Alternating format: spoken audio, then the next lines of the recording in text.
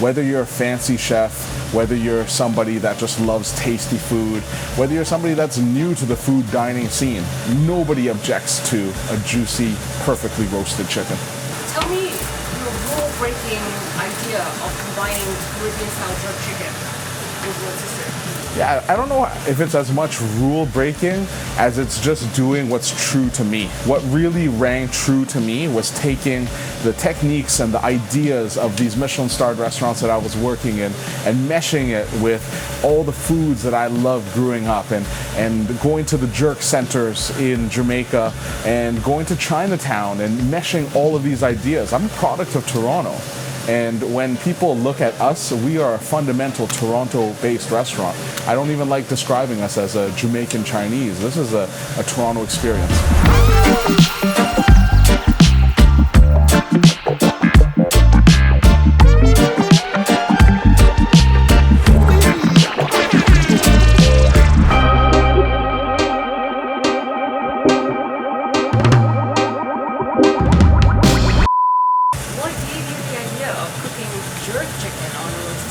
Oh, great question. So one of my key memories was going to the markets at the Bastille market in Paris.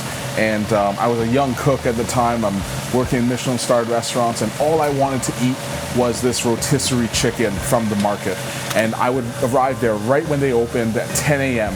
as soon as the person would take the chickens off the rotisserie. Now, I noticed that at 10 a.m. on the dot, it tastes magnificent. It's the most delicious, most juicy, most crispy chicken that I've ever tasted. And I wanted to bring that magic and to be able to cook that for our guests every single night. A juicy, succulent piece of chicken, but done with jerk paste, done with that smoke, done with that intent of being the most juicy, flavorful chicken that they've ever eaten before. And to take it straight off the rotisserie, serve it to our guests, nothing makes me happier. Being a young cook, you didn't have a lot of funds growing up, and so it was really a pleasure of mine to go to the market, and I could afford a whole rotisserie chicken. And I think that value and that conscientiousness of being accessible has stayed with me as a chef. And so I want to make our food accessible to as many people as I can. So what I love about the rotisserie is that it has lava stone on top of it, and it gives it this like kind of charry type flavor, but I'm not dealing with charcoal where it's going to be inconsistent. So I get the consistency of gas, and I still get that nice charred flavor that comes from the rotisserie, and it's even. And so there's this whole idea about having 6 rotations per minute, and it really does capture that, and that's that perfect timing so that the chicken's own fats and the roast, it spins and it turns around the actual food, so it's self-based. Too fast and it spins right off. Too slow and it drips down. So you have to catch it right at that moment to get all those juices to coat the whole roast. Is it set at 6 rotations per minute? Yeah. No need to set it or anything. It just comes like that. So this V-spit is one of my favorite attachments, and this is what we use for our jerk chicken. It just is the perfect size to go right into the cavity of the chicken, and there's no attachments needed. It just slides on and slides right off. This is such a time saver when we're doing 30, 40 chickens in a night. Here's some of the coolest things about Old Hickory. They have all different types of accessories. So whether you want ones that have the traditional little spits and these adjust and go up and down, that's convenient. But they also have these really they're kind of like swords. They're Churrasco style, so it goes right into the meat, it holds it really well, doesn't spin. But then for your big cuts, like this whole pineapple, they have this thick one. So the thick one is really helpful for heavy duty things. I don't want to worry about this on the rotisserie. There's no bending, it's high quality, and then all the different features that I can imagine, whether it be this 3-prong, this V-spit, there's so many different choices when it comes to what you can put on there. And I never imagined I would be doing whole sausages like this, but it just makes so much sense to me.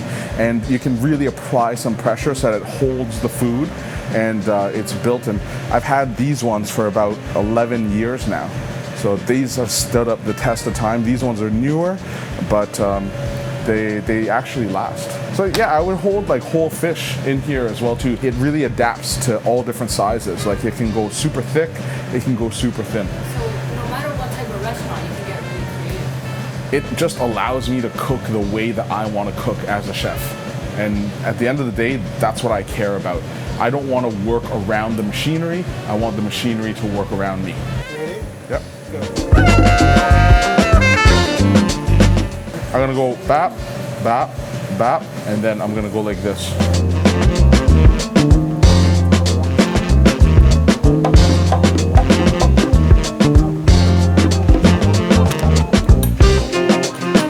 What's the preparation of the chicken? You're putting more jerk, but it's already been jerked. Yeah, so not only do we dry brine and then marinate in jerk, we also smoke it.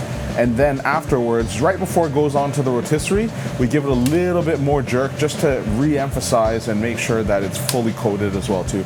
So it's about doing layers of flavor. It's not just about doing one single application. So the smoking happens right after we marinate overnight in the jerk paste. And what that really does is it gets that smoke flavor into that jerk paste, and those flavors really melt. What are these little bricks for? So these are little ceramic briquettes, and the intention is to regulate the heat. When little drips of fat catch on there, then it immediately vaporizes, and then it creates this kind of smoke, and it infuses our food with that smoky flavor as well. It's like a smoky sauna for the food. 2, 1.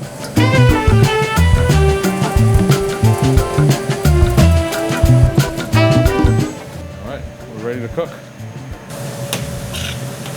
So cooking on the rotisserie couldn't be any more simple. You just turn on the rotisserie, you put the chicken onto the spit, and away it goes. I like to keep everything nice and centered as well too. I find that the heat is the most even right around there. You could actually fit 2 whole chickens on there, but I like to keep everything centralized. I actually cook everything on the low to begin with to get that nice char, and then once I am wanting to just finish it off, then I put it onto the top rack, and it just has that nice even temperature. I knew I wanted to cook on a continuous cook style rotisserie. So that means that it wasn't a batch style where everything is ready all at once. And this way it offers me the maximum versatility. Not all of our dining guests are eating at the same time, so I'm pulling food off at its peak so that everybody can have the food as it's ready. All right. So this is not a traditional way of cooking jerk chicken Not at all. from Jamaica. Not at all. Why do you Yeah, this is a very atypical way of cooking jerk chicken, and the reason that I do this is I think it gives the best results that we can get. The truth is, we're cooking for hundreds of guests every single night, and I want to get that consistency, and for me, that makes more sense than all those little subtle flavor differences. Why do you use maltose? So, Honey or So maltose actually sticks onto the sausages super well, and it glazes the whole, and it's what you use in Chinese barbecue. So it's better than honey at sticking to meats. but you're mixing it with harissa. Yeah, so it's a harissa maltose mix where it's gonna get like super sticky and glazy, like you see that? See how it gets like really nice and sticky? And I'll do the same thing to this. Oh, it works on veggies too? Oh yeah. But take a look at that. You see how all the sugars are coming to the surface of that pineapple? And I'm going to do this nice little glaze on there. So we're going to do a bit of this spicy, sticky, sweet glaze on there as well too. I could be a juggler. Here's my eggplant. let me do this with something else. So what I love about cooking on this rotisserie is this chicken is ready a little bit earlier than the other ones. So I get to put it up here on top, and it just gets to be nice and chill, mellow, and it's going to be just kind of keeping warm and gently cooking as the other ones are still continuing to cook on high temperatures. Check out how juicy and how drippy all these chickens are. You see how much juices are coming off? Like all that fat has rendered from the skin. You get that nice crispy texture to the jerk chicken, and this is what the jerk chicken is supposed to be. Bubbling, roasting, crispy, it's self-basting. So as it turns, all the juices from the chicken stay on that chicken and they're basting itself, and that's how it gets that nice, crispy, juicy texture.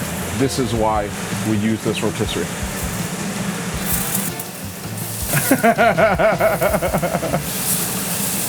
Exhaust is working.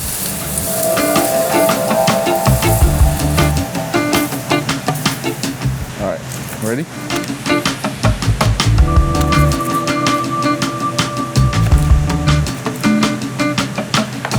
Check that out. It's soft, it's juicy.